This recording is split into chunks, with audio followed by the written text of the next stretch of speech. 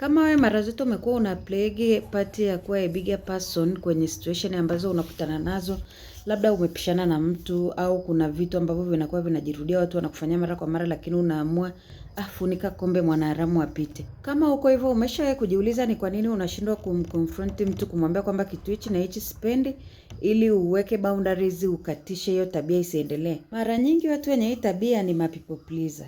Na people pleaser mara nyingi huwa ni mtu ambaye hajipendi. Yaani unafanya vitu ili kufurahisha watu. What about you? We nani atakuhurumia? We nani atajali feelings zako? We nani ataona kwamba hichi kitu sio sawa? Kwanza umeanza kuwa please hao watu au kuwafurahisha watu, wamewahi kukujali wewe? Hebu jipende. Jipende. Ukishajipenda na kujijali, hutakaa uwe people pleaser hata siku moja hapa duniani. Inabidi na wewe feelings zako ziheshimiwe, watu wajue kwamba na wewe unaumia na uweze kujitetea na kujisimamia. Love you.